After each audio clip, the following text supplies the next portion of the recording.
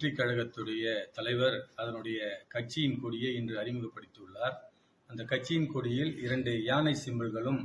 ஒரு வட்ட வடிவிலே வாகைப்பூ கொண்ட ஒரு சின்னத்துடன் அந்த கொடி அறிமுகப்படுத்தப்பட்டுள்ளது.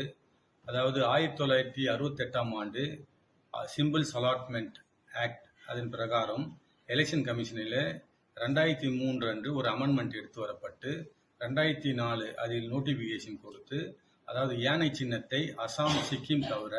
வேறு எந்த மாநிலத்திலும் எந்த அரசியல் கட்சிகளும், அங்கீகரிக்கப்பட்ட அரசியல் கட்சிகள், அங்கீகரிக்கப்படாத அரசியல் கட்சிகள், மாநில கட்சிகள் மற்றும் தேசிய கட்சிகள் யாரும் யானை சின்னத்தை எந்த வடிவத்திலும் பயன்படுத்தக்கூடாது என்று தேர்தல் கமிஷனுடைய உத்தரவு உள்ளது. இந்த கட்சியினுடைய கொடியை வடிவமைக்கும் போது இது சம்பந்தமாக இந்த சட்டம் அவர்களுக்கு கவனத்திற்கு வந்திருக்காது என்பது தெரிய வருவதனால் எங்களுடைய கட்சி தலைமை, மத்திய தலைமை அந்த கட்சியுடைய தலைமையுடன் நேரடியாக தொடர்பு கொள்ள